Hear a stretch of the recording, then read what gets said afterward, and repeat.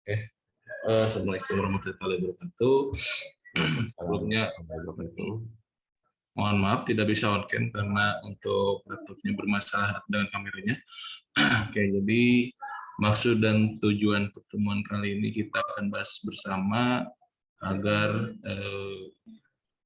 rekan-rekan mahasiswa ataupun mahasiswi di sini bisa apa istilahnya mengoptimalkan waktu agar istilahnya bisa maju sidang secara cepat ya. Jadi di sini bisa lulus sidang yang sangat cepat di sini bisa menjadi poin plus untuk penyelenggara pendidikan di kami, dan di satu sisi kalian bisa cepat lulus juga bisa mempercepat kalian untuk istilahnya bekerja ataupun memulai karir kalian ke depannya. Oke, untuk itu terima kasih yang sudah bisa menyempatkan waktunya untuk saat ini. Dan mari kita bahas bersama apa saja yang perlu diperhatikan dalam tugas akhir ini. Oke, sekian pembukaan dari saya. Assalamualaikum warahmatullahi wabarakatuh. Oke, waalaikumsalam warahmatullahi wabarakatuh. Terima kasih Pak Ajhari atas sambutan pembuka pada kegiatan kita pada kesempatan hari ini. Teman-teman, saya izin untuk sedikit mempresentasikan bahan diskusi kita pada hari ini. Nanti kita di akhir ada tanya jawab, dan saya ingin sedikit mencari akar permasalahan, kira-kira kendala apa yang teman-teman dihadapi di tugas akhir ini. Kami dari dosen ingin mempercepat teman-teman untuk bisa segera lulus, tapi dengan cara yang sesuai prosedural juga gitu. Intinya seperti itu. Teman-teman izin. Nah, bahasan kita pada sore hari ini mengenai sosialisasi mengenai tugas akhir di program studi sistem informasi. Nanti ke depan mungkin akan ada sosialisasi tingkat fakultas, termasuk akan bertanya, kalau kayak gini gimana, kalau kayak gini gimana, kayak gitu. Nah, pada kesempatan hari ini sosialisasinya kita menyasar di angkatan 2019, karena angkatan ini yang sudah proposal. Bentar, sebentar. Oke, ini bentar sebentar teman-teman. Ada yang bocor.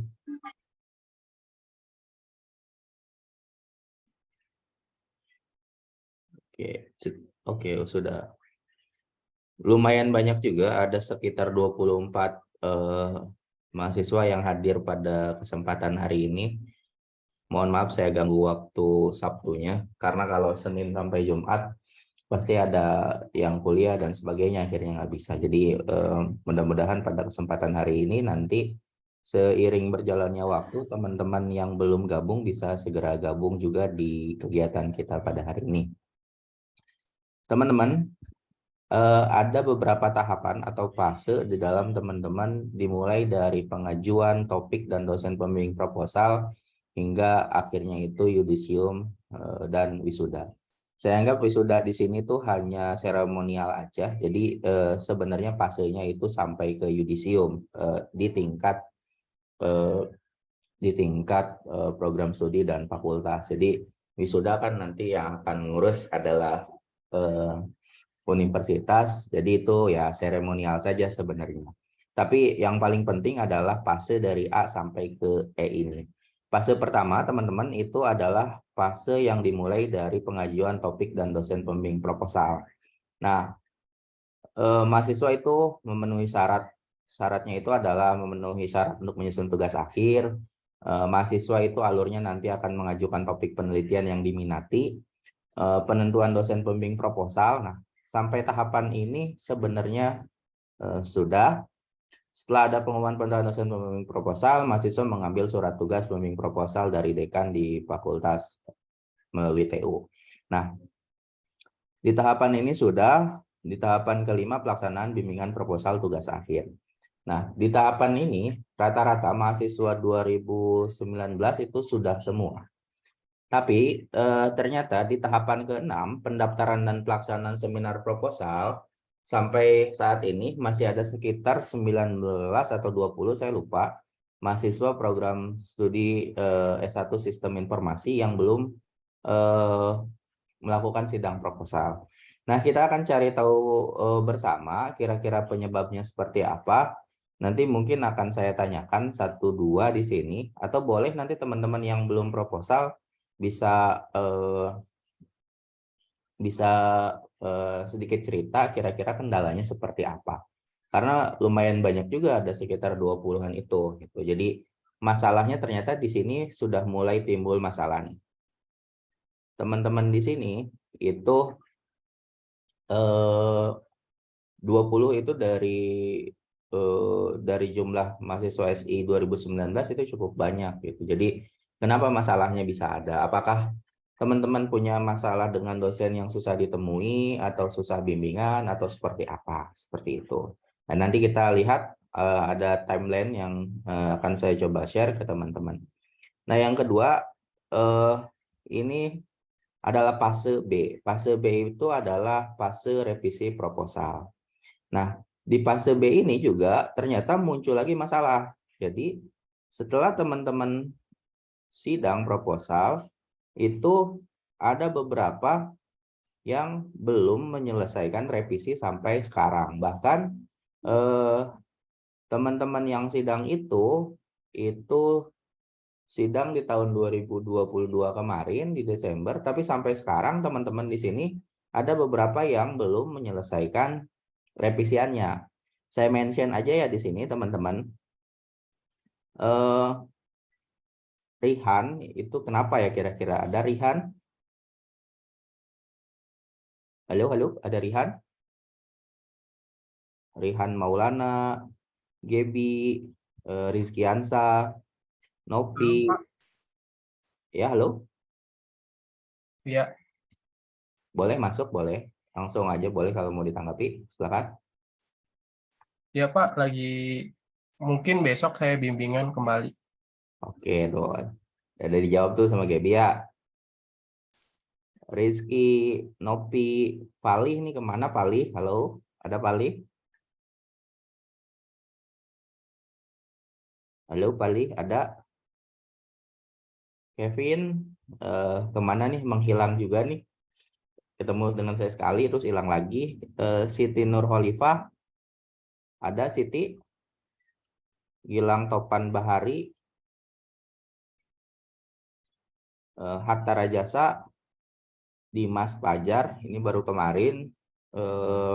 Muhammad Taufik Riyadi, Riyadi, kemana Riyadi? Kira-kira kendalanya apa? Oke, ada di sini yang saya mention, Rihan. Rihan, kenapa Rihan? Halo Rihan. Ya Pak, halo. Kendalanya apa kira-kira Rihan? Saya lagi progres sih Pak. Oke. Kamu tuh sidangnya periode berapa? Di kedua. Oh, di kedua kan, udah 1 tahun berarti kan? Iya Pak. Ya, progresnya jangan lama-lama karena harus sering juga ditemui Bu Ninanya ya kan di sini ya. Oh, iya Pak. Oke Pak. Lagi sibuk kegiatan yang lain atau gimana? Kemarin sih Pak, sekarang udah enggak sih. Ini Oke, lagi. Oke. Teman-teman bisa ditemui itu ya dosennya. Gebi, Rizky Ansa ada Rizky? Rizky Ansa. Oh, nggak ada. Oke. Teman-teman, karena sekarang perkuliahannya itu luring, jadi sebenarnya teman-teman punya kesempatan untuk ketemu dosen lebih banyak gitu. Kalau di semester lalu kan masih bauran, masih campuran, blended, ada luring, ada daring, dan sebagainya. Nah, di semester ini kan sudah full luring, jadi saya rasa teman-teman akan tidak terlalu kesulitan mencari dosen. Tinggal teman-teman janjian aja dengan dosen yang bersangkutan. Kira-kira bisanya hari apa, seperti itu. Nanti mudah-mudahan teman-teman dengan grup bimbingan dosennya itu bikin grup WhatsApp sehingga koordinasinya bisa lebih mudah. Oke, saya tanya deh mahasiswa saya. Taufik Riyadi, kenapa belum beres revisinya? Halo, Taufik.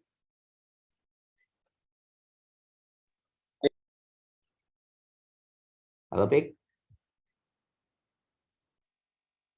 Hadir, Pak. Ya, kenapa belum beres nih? Iya, Pak, masih tahap di progresnya sih, Pak. Nanti mungkin 2 hari ke depan bakal ini, Pak, di store.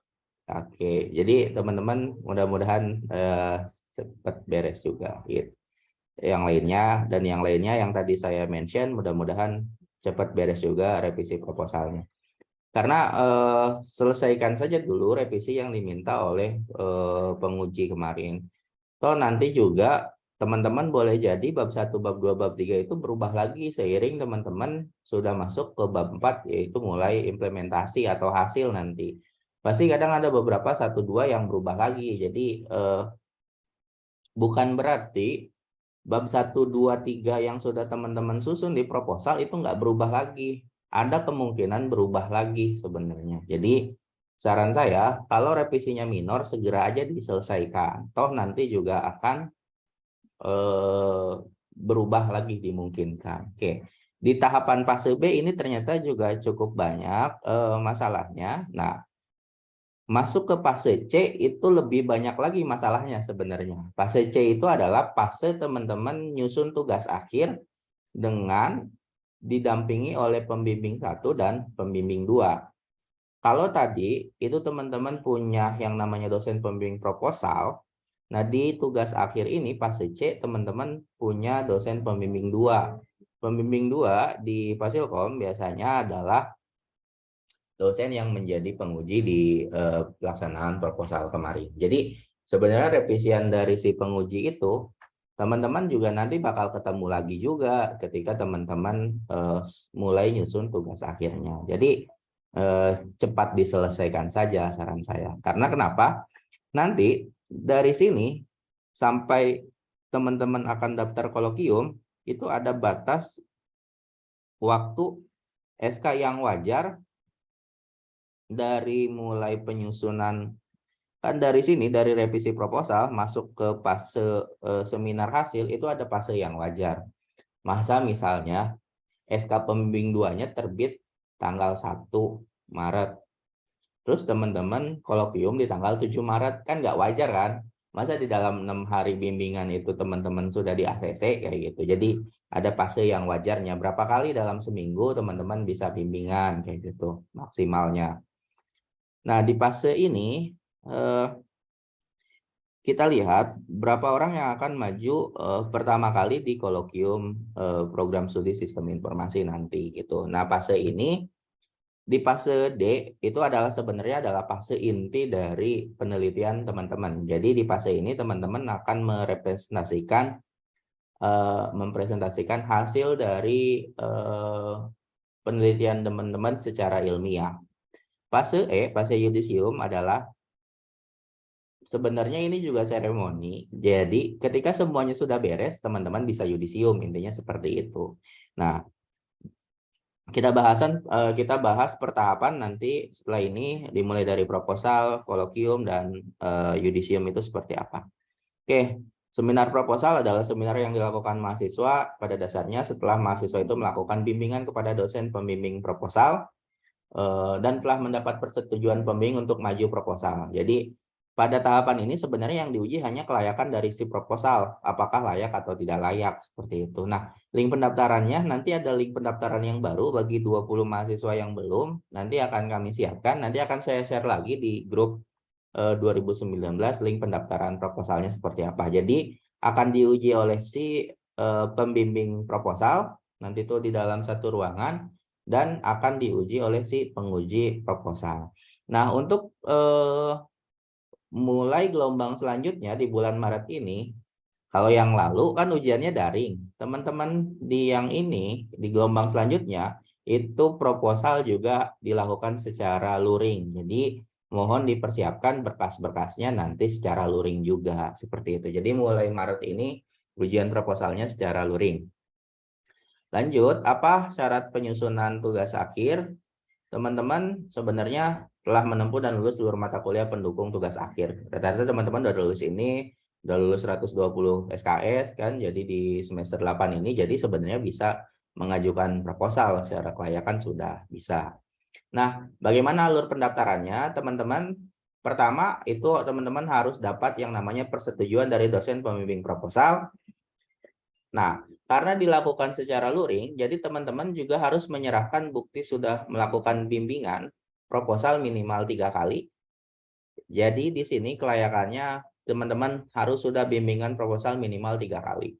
Kalau baru 1 kali di ACC kayaknya nggak mungkin juga gitu. Pasti kan ada proses yang harus dilalui. Kalau 1 kali di ACC, kayaknya entah dosennya yang langsung ACC atau apa, kok langsung ACC gitu. Jadi pasti kalau 1 kali itu ada masalah gitu.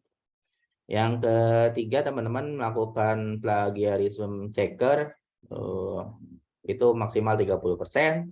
Terus karena akan dilakukan secara luring, teman-teman akan menyerahkan hard file dan soft file. Jadi soft file-nya juga teman-teman akan diminta oleh prodi sebagai arsip, dan hard file-nya juga nanti akan dikembalikan lagi ke teman-teman seperti itu. Jadi hard file dan soft file-nya itu dikumpulkan. Tidak perlu dijilid, teman-teman, cukup di hektar seperti ini nih. Hektar pinggirnya lah, berarti di hektar 2 lah. Jangan di hektar 1 di sini aja gitu. Jadi teman-teman seperti itu ketika proposal mulai gelombang selanjutnya. Dikumpulkan pada 1 map warna merah yang harus diserahkan kepada TU Fakultas Ilmu Komputer. Jadi teman-teman melakukan syarat-syarat yang ini teman-teman berikan ke TU nanti mulai gelombang ini. Itu yang proposal bagi yang belum. Kalau yang sudah berarti ya dinikmati kemarin yang online-nya seperti itu. Lanjut, waktu revisi. Nah, kita akan mulai lakukan standarisasi. Jadi penguji seminar proposal menyetujui topik penelitian tetapi ada revisi minor. Itu maksimal di 2 minggu nih. Kalau penguji seminar tidak menyetujui topik penelitian, berarti kan waktu perbaikannya jadi lebih lama, itu maksimal 1 bulan. Link pengumpulan revisi nanti akan kami buat yang baru lagi, biar semuanya atas nama prodi di link yang baru lagi. Nah, kalau teman-teman melewati batas ini, jadi kalau saya cek lagi ternyata sampai 2 minggu yang lalu ya biarlah gitu. Tapi mulai sekarang kalau misalnya lebih lama lagi dari sini, kalau tadinya teman-teman misalnya nilai proposalnya A, terus kemudian karena teman-teman revisinya 3 bulan, itu akan di downgrade nilai akhirnya jadi A- atau bahkan jadi B. Sayang kan aturan nilai tugas akhirnya jadi A, tiba-tiba jadi B gitu. Kayaknya sayang aja. Padahal sih sebenarnya teman-teman bisa untuk diselesaikan dalam 1 atau 2 minggu itu. Itu tentang revisi proposal. Seminar hasil penelitian. Seminar yang dilakukan untuk menyampaikan hasil dari penelitian setelah mahasiswa melakukan bimbingan penelitian kepada 2 dosen pembimbing. Nah, seminar ini itu akan menguji kemampuan mahasiswa terutama terkait dengan topik penelitiannya. Nah, pada tadi itu yang hadir di ruangan itu adalah 2 orang, pembimbing dan penguji. Kalau di kolokium yang hadir itu adalah pembimbing 1, pembimbing 2, dan dimungkinkan penguji 1 dan penguji 2. Kita lihat apakah di SI itu pengujinya 1 atau 2 nanti ke depan seperti itu. Link pendaftarannya yang ini, jadi teman-teman sudah bisa mulai menggunakan link pendaftaran kolokium yang ini. Jadi silakan di screenshot atau dicatat linknya seperti ini. Nanti akan saya share lagi slide-nya ketika link yang di atasnya juga sudah selesai, akan saya share materi diskusi kita pada kesempatan hari ini. Jadi gitu. Linknya mulai bisa digunakan. Apa aja syarat-syaratnya? Syaratnya itu ada 14. Teman-teman lunas administrasi, fotokopi KRS pengambilan tugas akhir, transkrip nilai keseluruhan, minimal harus 2,3 nih. Tidak ada nilai E, fotokopi skripsi 4 rangkap. 4 rangkap berarti harus seperti tadi, hard file dan soft file-nya juga ada. Sertifikat TOEFL diutamakan dari TB, UI, PB, UPI kayak gitu. Tapi kalau misalnya ada prediction ya silahkan itu dilampirkan saja. Fotokopi sertifikat kompetensi minimal 2. fotokopi sertifikat seminar nasional minimal 1, fotokopi sertifikat akademika dan LKMM, surat pernyataan tidak plagiat, surat permohonan hasil kolokium yang harus ditandatangani pembimbing, fotokopi kartu bimbingan skripsi minimal, bukan 10 tapi 8 pertemuan, bukti upload laporan magang disertai bukti surat telah diterima magang dari perusahaan dan nilai perusahaan tempat magang, jadi magangnya harus sudah beres. Pas foto terbaru, teman-teman backgroundnya itu abu-abu untuk ijazah. Terus ini semua fotonya 4 lembar, 4 kali 6 lembar, 3 kali 4 itu 4 lembar. Nah, ya mute dulu. Oke. Saya lanjut. Ini adalah syarat kolokium. Jadi bagi yang sudah memenuhi itu bisa segera didaftarkan untuk kolokium. Nah, alur pendaftarannya adalah mahasiswa mendapat persetujuan dari dosen pembimbing 1 dan 2. Itu juga di hektar, nanti di hektarnya jangan kalau yang tebal harus hektaran model kayak gini. Jadi di hektar 2 lah. Di sini di hektar dan di sini di hektar. Jangan di hektar aktasnya aja kayak gitu. Di hektar lebih murah dibanding teman-teman beli jepitan. Sebenarnya seperti itu. Semua persyaratan dimasukkan ke dalam satu map warna biru yang harus diserahkan ke TU Fasilkom Unsika pada saat pendaftaran seminar kolokium. Jadi semua syarat tadi itu diserahkan juga kepada TU. Nanti ada link pendaftaran yang tadi itu buat arsip di Prodi, yang hard filenya itu arsip di TU.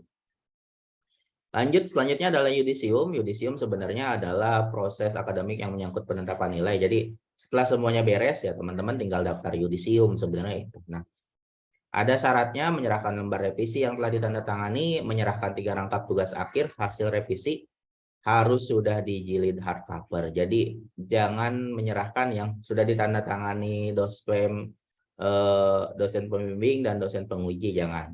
Tapi semuanya harus sudah hardcover untuk daftar yudisium ini. Jadi semuanya rapih, jadi teman-teman nggak ada yang ditunggu-tunggu atau hutang lagi yang harus diserahkan. Jadi semuanya harus sudah hardcover. Kalau tadi bisa di hektar aja, tapi di yudisium ini semuanya harus sudah hardcover. Seperti itu intinya. Sebenarnya adalah skripsi revisian yang hardcover. Intinya di yudisium itu saja. Nah, seminar saya balik lagi.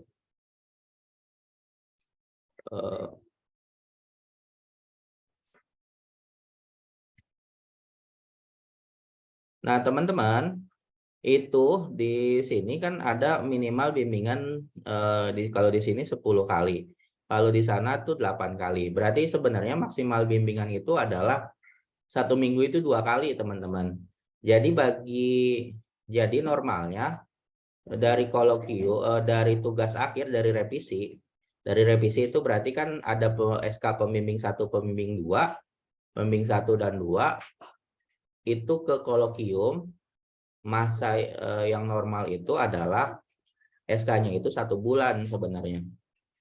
Jadi tanggalnya itu 1 bulan. Kalau misalnya SK pembimbing 1 dan 2-nya Januari, teman-teman bisa kolok di Februari sebenarnya paling cepat. Kalau sudah 8 pertemuan. Karena 1 minggunya kan maksimal 2 pertemuan gitu. Kalau 1 minggunya 5 pertemuan kayaknya nggak mungkin juga gitu. Jadi kenapa seperti itu? Biar ada kewajaran. Jadi teman-teman kalau mungkin nanti akreditasi, kok ini baru SK pembimbing 2-nya tanggal 1, tanggal 7 udah seminar hasil. Kayaknya ada yang nggak beres dari proses bimbingannya kayak gitu. Apakah dosennya misalnya salah CC dan sebagainya. Jadi yang wajar adalah 8 pertemuan bimbingan skripsi, berarti 8 pertemuan. Kalau kita tarik mundur berarti maksimal paling cepat itu 1 bulan setelah SK pembimbing 2 keluar. Nanti silahkan dicek aja SK pembimbing 2-nya kapan gitu. 8 pertemuan itu adalah 8 pertemuan ke pembimbing 1 dan 8 pertemuan juga ke pembimbing 2 gitu. Jadi itu juga dilakukan. Itu untuk kolokium. Untuk yudisium, nah ini seminar proposal nilainya itu ada 40% diambil. 60% untuk kolokium, jadi nilainya ditotalkan adalah 100. Oh ini, sorry ini bukan 40%. Tapi ini A. Nah, kalau ternyata waktu revisinya itu lama, melebihi waktu revisi proposal, itu akan berakibat pada pengurangan nilai akhir. Tadinya A, boleh jadi turun jadi A min, atau bahkan turun jadi B min. Kalau misalnya waktu pengubalnya misalnya 1 tahun, kayak gitu. Nah, itu kan ada yang tidak beres dari proses revisiannya. Itu penilaiannya. Ini adalah timeline kita. Jadi kalau yang udah siap silahkan. Di sini saya nulisnya 9 Maret. Karena sekarang itu luring, jadi harus koordinasi di fakultas untuk ruangan dan sebagainya. Tapi misalnya kalau misalnya ada, boleh di WhatsApp dulu di 2019, di grup 2019, atau langsung daftar aja. Saya buka pendaftarannya sampai hari Rabu, nanti jadwal sidangnya kemungkinan di hari Jumat kayak gitu. Kalau sudah siap silahkan, tapi syarat-syarat yang tadi silahkan teman-teman lengkapi terlebih dahulu. Atau mau di bulan April juga dipersilahkan. Di bulan April penutupannya di 6 April, pelaksanaannya 10 sampai 14 April, kurang lebih seperti itu. Di bulan Mei juga ada, di bulan Juni juga ada, di bulan Juli juga ada.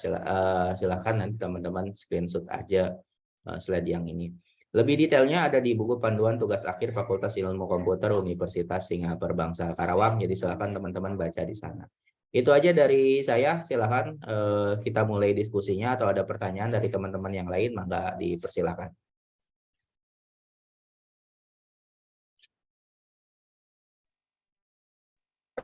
Saya izin bertanya, Pak. Oke, boleh silakan.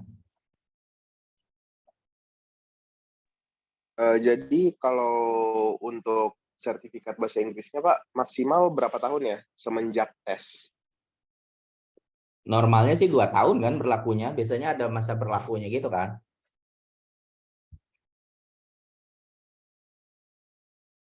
Kalau tidak ada, boleh yang expire, nanti dilengkapi lagi. Kalau yang bahasa Inggris ya, misalnya expired, tapi teman-teman nanti diminta untuk melengkapi lagi kemungkinan di yudisium kayak gitu. Itu Jos. Oh, jadi tergantung lembaganya ya, Pak? Ya, di lembaganya biasanya 2 tahun, setahu saya ya. Kalau di ITB 2 tahun.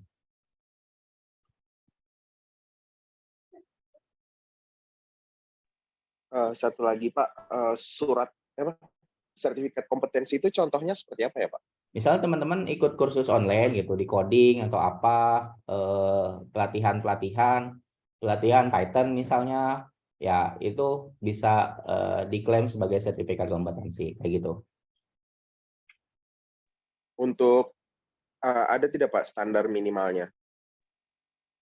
Minimalnya kan tadi 2 ya kalau tidak salah. Bentar.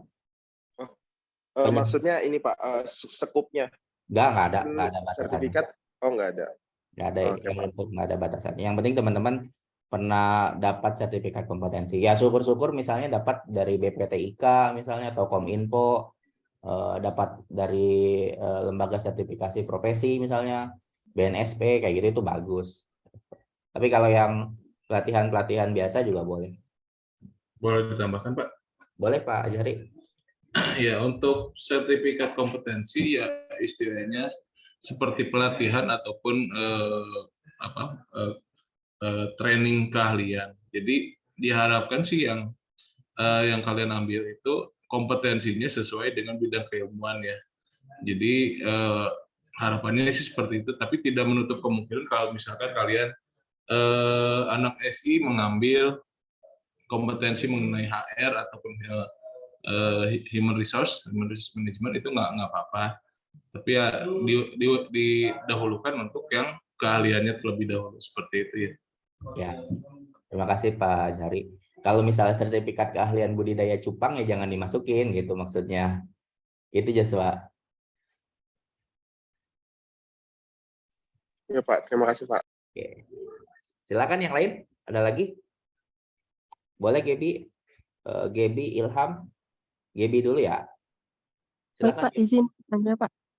Yuk. Kalau untuk sertifikat kompetensinya itu dari Studi Independen Kampus Merdeka itu boleh nggak ya Pak? Boleh. Pak Jari boleh ya? Boleh. Nah, untuk kompetensi studi independen. Nah, di sini kalau misalkan tentang suatu keahlian boleh dimasukkan, kecuali kalau misalkan studi independen tersebut hanya mengenai kerja, istilahnya kerja administrasi atau istilahnya apa ya, di luar pengetahuan lah, seperti itu ya. Nanti paling daftarin aja dulu, nanti akan dicek kan oleh TU dan oleh tim prodi. Kalau misalnya tidak lengkap, kan masih ada jarak tuh dari kolokium ke yudisium. Jadi teman-teman bisa ngejar di sana ya Pak Jari ya. Iya, seperti itu. Oke. Begitu Gaby. Nanti juga ada tim validasi kan enggak? Iya, betul. Baik, terima kasih. Oke, silakan. Ilham boleh. Assalamualaikum Pak. Ini saya ingin bertanya mengenai ini waktu seminar proposal ataupun seminar hasil gitu loh. Kalau misalnya seminar proposal di Juli, tapi sudah melakukan seperti Juli gitu. Terus untuk melakukan seminar hasilnya di semester depan. Berarti itu diharuskan untuk menambah semester lagi ya Pak? Sorry gimana? Ilham tadi kepotong, Pak Jari itu kayaknya yang jawab.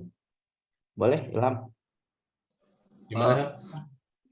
Kalau saya perihal menambah semester. Misalnya suatu proposal di bulan Juli, tapi untuk melakukan seminar hasilnya ini di Agustus atau September di semester selanjutnya, itu diharuskan untuk menambah semester ya Pak? Ya kalau misalkan kalian mengambilnya sudah masuk ke tahun ajaran baru, ya otomatis harus nambah 1 semester. Seperti itu. Kecuali kalau misalkan di antara ya, kalau misalkan di ujung bulan Agustus atau misalkan di minggu-minggu terakhir dalam jarak semester itu, ya masih bisa nggak usah nambah semester. Jadi teman-teman terakhir yudisium itu yudisium ya. Jadi teman-teman nggak bayar UKT. Nah, itu di 31 Agustus gitu. Jadi di periode terakhir Agustus teman-teman harus yudisium gitu. Kalau teman-teman belum yudisium di bulan itu, berarti teman-teman akan bayar UKT di teman-teman misalnya di September, karena sudah lewat tahun ajaran baru, sudah masuk ke tahun ajaran baru, teman-teman perpanjang semester lagi. Itu Ham. Jadi targetnya, Terima kasih ya Pak. teman-teman harus proposal secepatnya nih. Itu kolokium maksimal Juli, yudisium Agustus itu nggak bayar.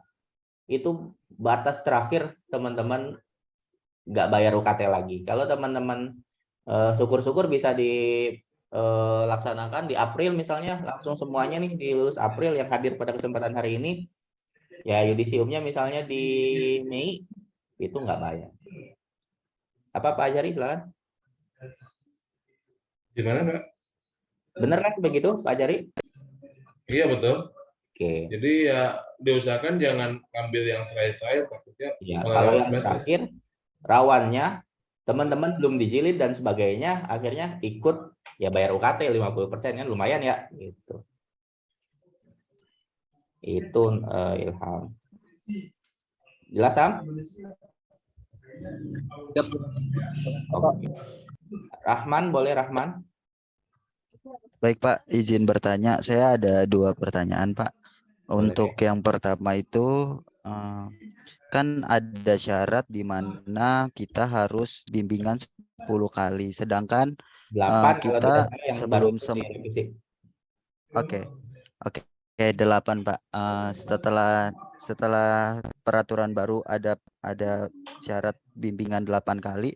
Sebelumnya kan kita bimbingan aja ya Pak, tanpa ada bukti. Itu bagaimana Pak, bukti yang dilampirkan seperti apa gitu? Oh itu ya, satu. Ya boleh. Saya jawab dulu ya biar nggak lama. Oh ya, langsung aja. Untuk boleh bimbingan, teman-teman misalnya udah bimbingan online nih, kapan gitu, tapi teman-teman lupa. Tinggal teman-teman sekarang itu ambil buku bimbingan di TU, nanti minta dosen pembimbingnya, Pak saya pernah bimbingan dengan Bapak tanggal segini, mohon ditandatangani juga gitu. Itu aja sih Man, itu yang pertama. Silakan yang kedua pertanyaannya. Oke Pak. Untuk yang kedua ya Pak. Yang kedua ini untuk pelunasan UKT hingga semester 8 berarti ya Pak. Itu termasuk persyaratan untuk sidang kolokium ya Pak ya? Ya, ya. Oke. Pak Hari, Saya boleh kan, Pak Hari itu boleh. oh ya, Gimana? Lanjut lagi Man. oke.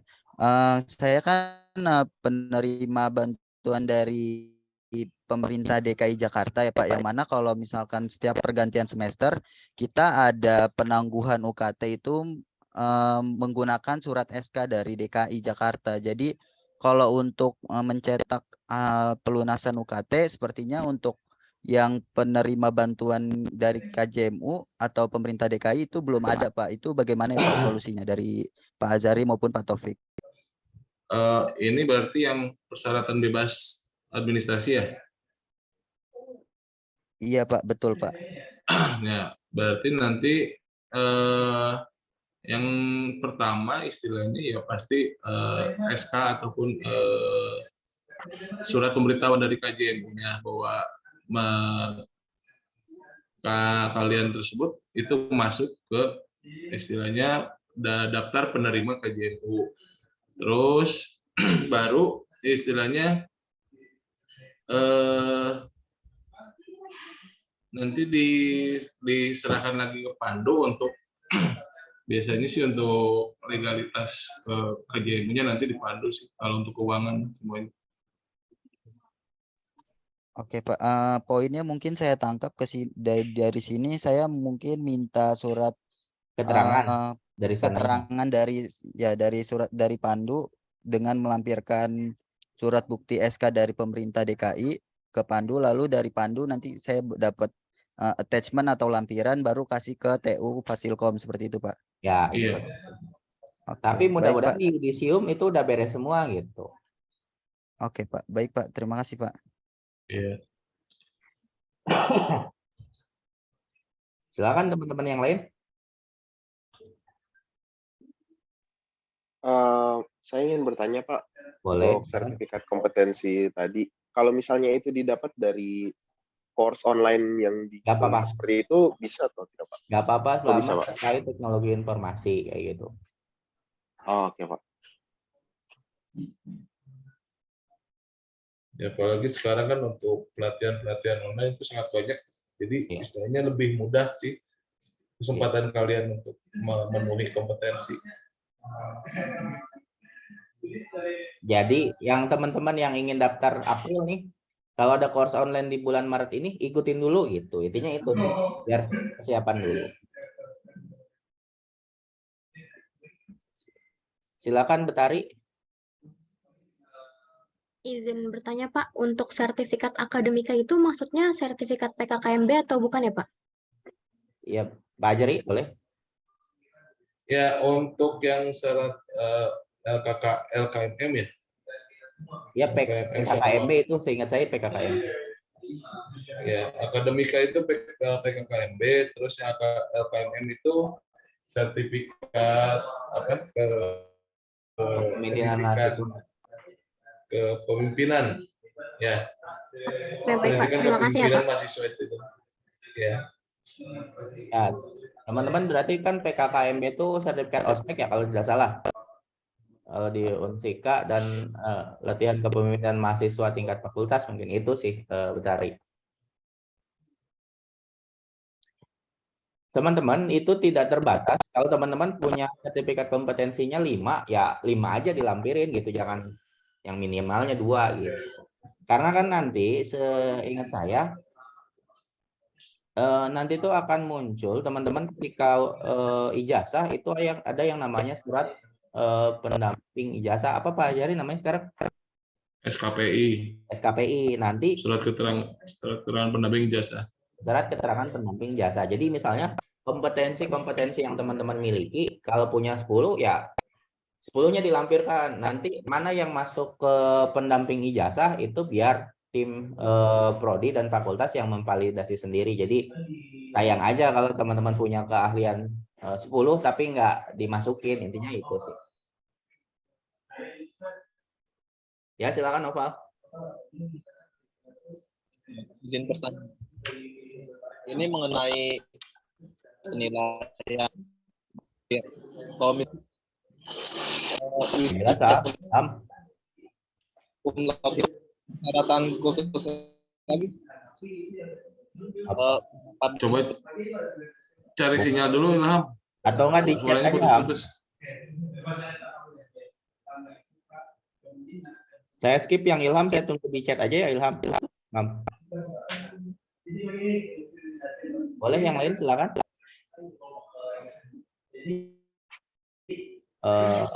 No, Rahman boleh. Oke Ilham Pak, di chat ya. saya ada satu.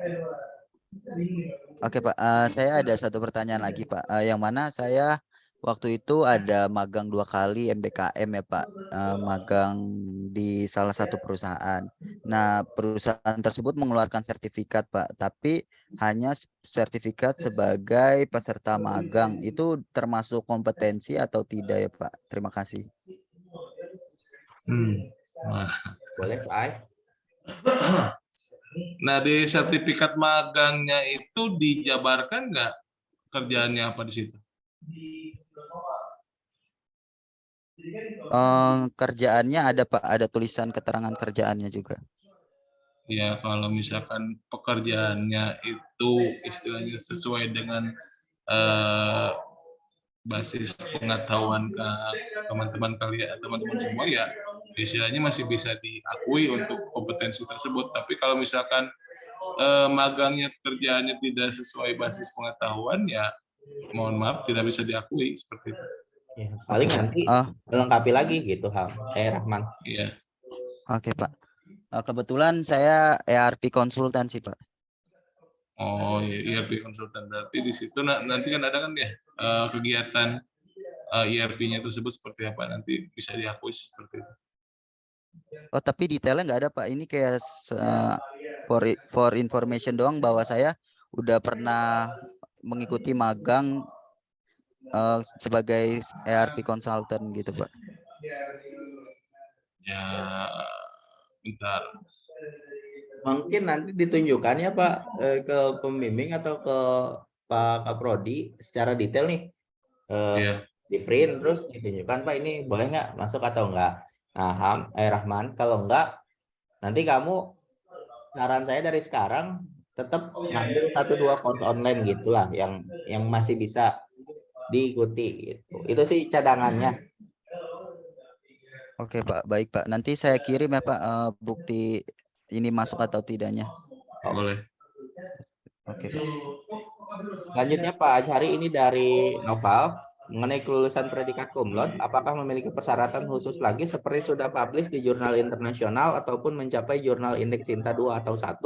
Atau bagaimana Pak? Terima kasih.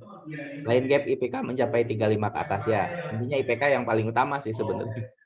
Silakan Pak Ajhari. Iya, kalau untuk cum laude itu udah standar dari universitas, itu standarnya atau itu persyaratannya adalah IPK-nya di atas 3,5. Untuk persyaratan yang lain sih nggak ada. Dan biasanya otomatis ketika kalian mempunyai IPK 3,5 ke atas ya dengan predikat cum laude. Tapi pastikan juga proposalnya tidak terlalu jauh, Ilham. Kalau proposalnya jauh bisa jadi downgrade nilai skripsinya.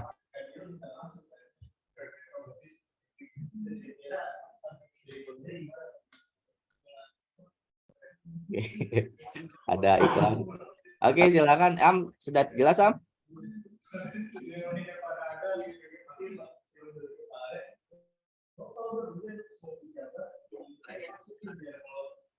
Di UPI jurnal internasional, setahu saya sih enggak, karena saya di UPI gitu. Setahu saya enggak, yang penting itu aja. Ayo.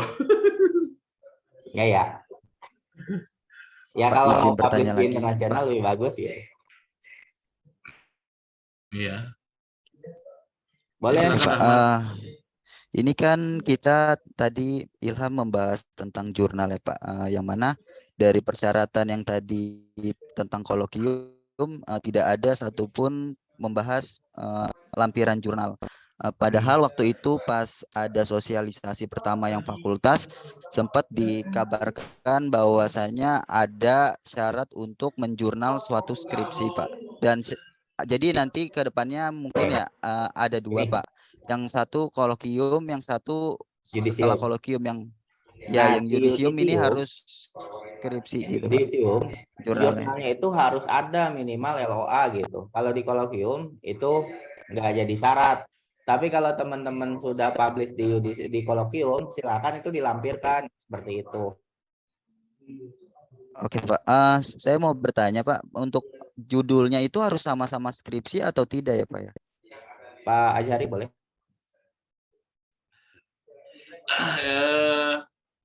Kalau untuk publish jurnal di sini sebenarnya tidak ada ketentuan judulnya itu harus sama atau tidak.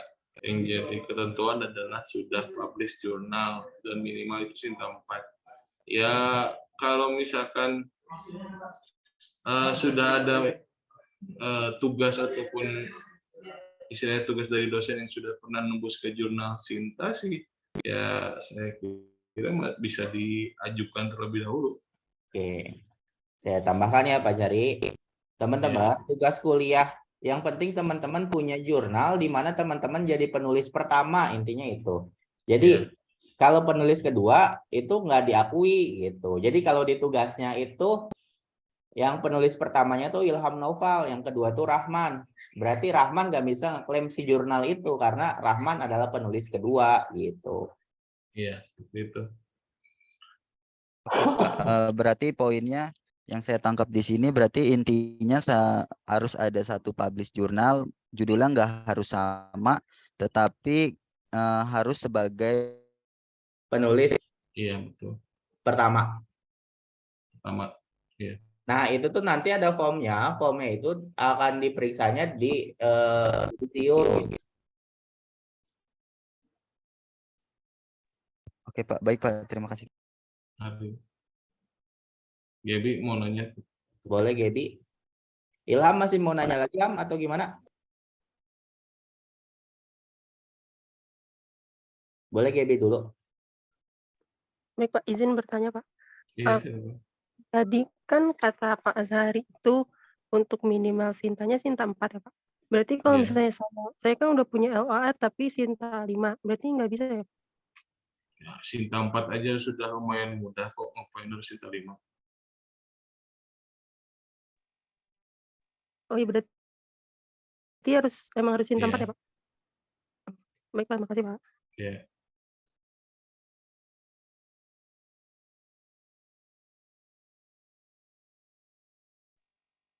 Maaf Pak, saya ingin bertanya.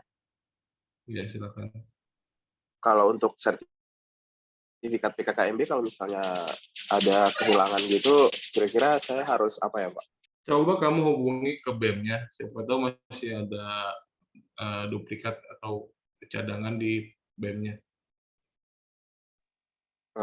Kalau misalnya saya minta surat keterangan dari BEM-nya gitu, boleh atau tidak Pak? Atau harus bentuk kertas sertifikat? Ya, selama diakui oleh BEM ya bisa sih. Oke Pak, baik Pak, saya coba minta sekarang. Jangan sekarang hari Sabtu. Itu Joshua. Oke. Oh iya lupa Pak. Maaf, Pak. Gaby ada lagi? Sudah cukup. Oke. Lupa. Yang lain? Saya nanti akan upload rekamannya di YouTube. Jadi yang tidak hadir atau yang kelewat atau yang sinyalnya jelek, boleh nanti dilihat di YouTube-nya saja ya teman-teman gitu. Saya yakin teman-teman yang pada kesempatan hari ini punya effort untuk menyelesaikan skripsi di bulan April, mudah-mudahan kayak gitu. Jadi seru juga sebenarnya teman-teman sidang di bulan puasa itu karena beberapa kali saya sidang itu di bulan puasa gitu, jadi itu lebih seru gitu. Itu teman-teman, ada lagi? Saya buka 2 pertanyaan terakhir, kalau tidak ada saya tutup diskusi kita pada kesempatan hari ini.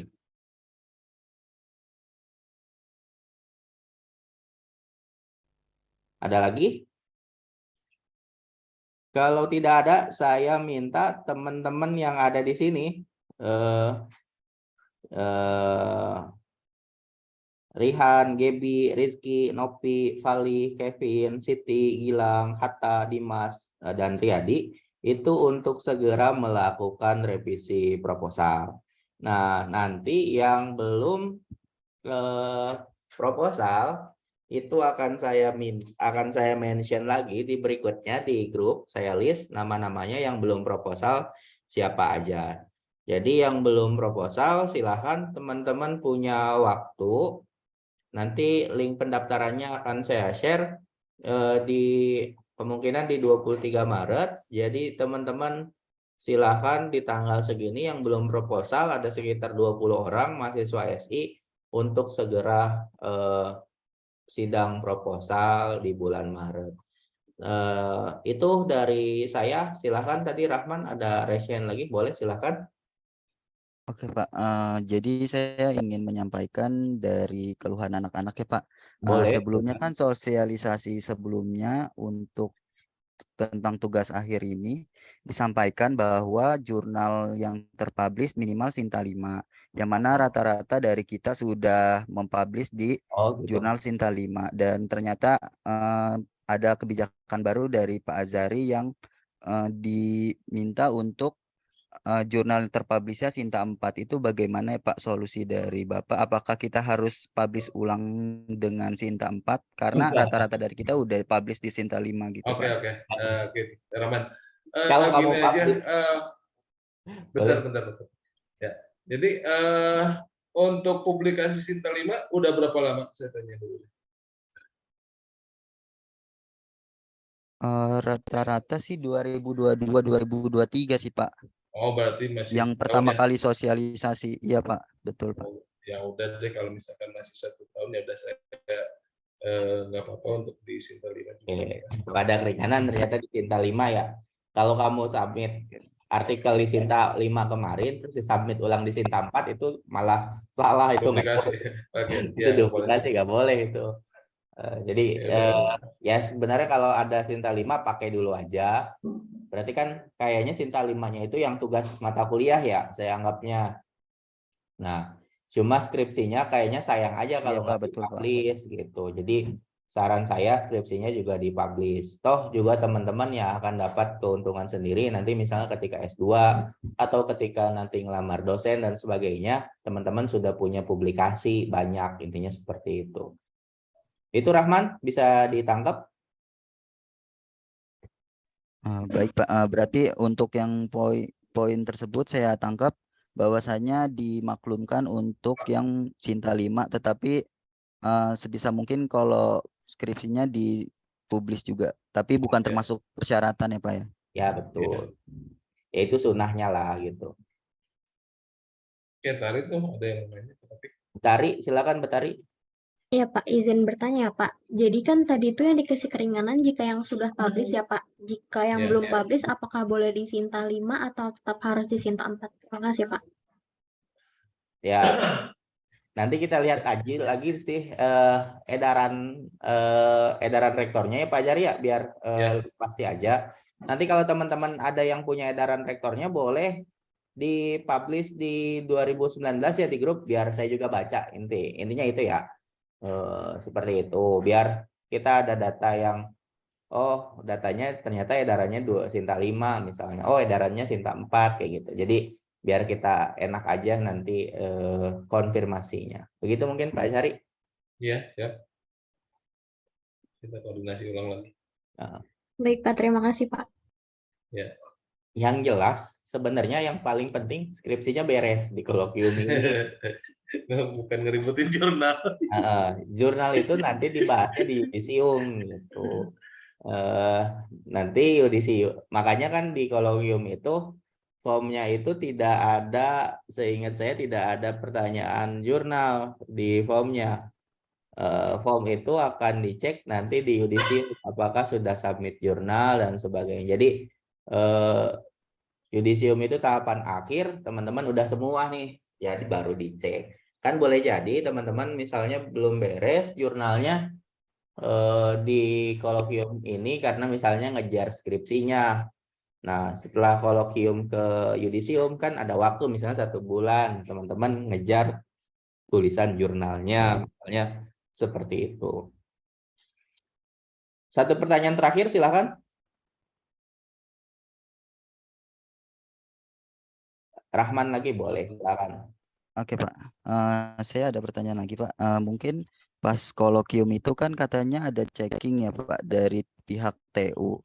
Kira-kira untuk checking tersebut, ketika ada yang ditolak nih Pak lampirannya itu diinformasikan di mana ya Pak? Apa di Kan nanti grup ada atau form. bagaimana? Sekarang itu karena luring, nanti ada form dari TU. Jadi kalau ditolak, teman-teman diminta untuk melengkapi lagi gitu. Misal ditunggu 1 minggu atau ditunggu 1 bulan misalnya begitu. Tapi kalau proposalnya, kalau skripsinya belum ya udah pasti ditolak sih, intinya itu, Rahman. Oke Pak. Intinya Makasih ya itu. Pak. Tanda tangan pembimbing 1 dan 2-nya itu juga harus sudah beres kayak gitu.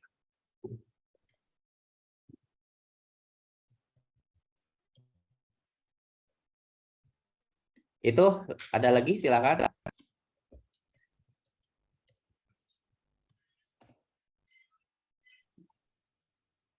Nggak ada. Pak Azhari, boleh closing statement sebelum nanti saya tutup, boleh? Oke. Selamat sore rekan-rekan semua. Jadi dari diskusi kita hari ini ya diharapkan bahwa menjadi sebuah pencerahan dan penyemangat kalian untuk mengejar kelulusan kalian. Jadi untuk saat ini kan kalian masih berstatus pejuang skripsi dan belum lulus ya. Jadi ya saya harap kalian bisa lulus tepat waktu dan istilahnya bisa membahagiakan orang tua kalian di waktu yang sangat cepat ini. Oke, sekian closing statement dari saya. Assalamualaikum warahmatullahi wabarakatuh. Oke, terima kasih Pak Azhari.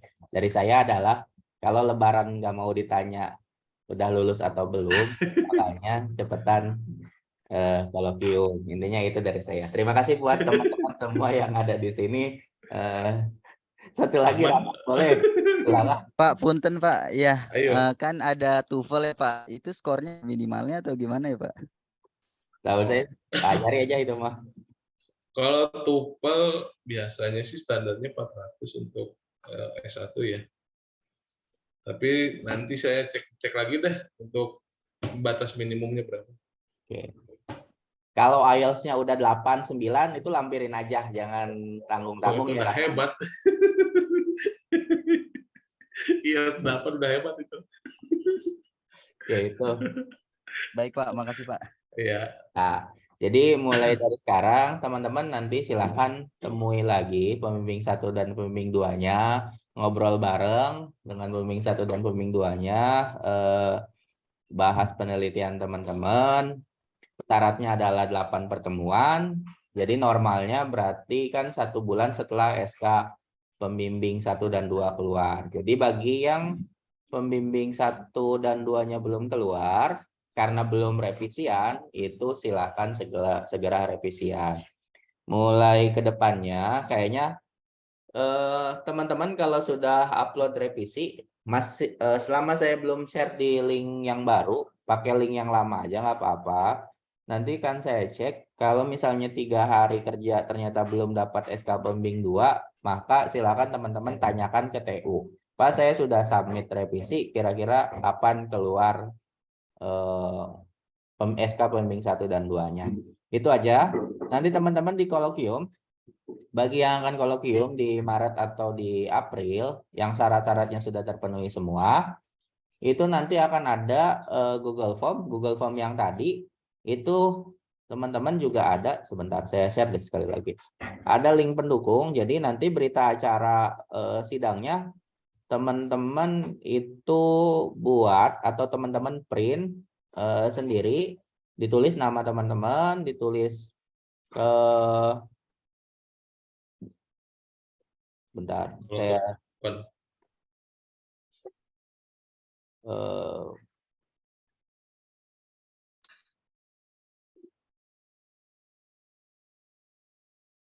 kayaknya ini. Nanti akan ada file pendukung yang lain di form penilai, bukan yang nanti ada deh pokoknya di link kolokium itu ditambahkan. Jadi teman-teman silakan yang link berita acara, form nilai dan sebagainya, teman-teman isi nama teman-teman, nanti teman-teman print. Jadi nanti si penguji dan pembimbing tinggal tanda tangan dan ngasih nilai aja di saat sidang nanti. Itu dari saya. Terima kasih buat 1 jamnya. Pas kita mulai jam 16.00, sekarang selesai di 17.01 di laptop saya. Terima kasih bagi yang ketinggalan atau yang sinyalnya jelek. Nanti akan saya upload di YouTube. Silakan teman-teman lihat di YouTube atau di Google Drive yang saya share. Paling saya uploadnya nanti malam ya teman-teman. Itu aja. Sekali lagi terima kasih buat teman-teman. Selamat berjuang untuk skripsinya. Jadi skripsi yang baik itu ya skripsi yang selesai juga gitu. Jadi seidealis apapun teman-teman, ingin sesempurna apapun, saya yakin pasti di proses pembimbingan itu nanti di pengujian bakal ada revisian juga. Jadi intinya selesaikan apa yang diminta si pembimbing dan penguji nanti. Itu saja penutup diskusi kita akhiri diskusi kita dengan membaca hamdalah bersama-sama. Alhamdulillahirobbilalamin. Sekian dari saya dan Pak Jari. Semoga teman-teman yang sedang berjuang untuk eskomnya jadi lebih semangat. Mudah-mudahan teman-teman lulus dan nggak bayar UKT lagi. Itu sih harapan dari saya. Terima kasih. Saya akhiri. Wassalamualaikum warahmatullahi wabarakatuh. Waalaikumsalam.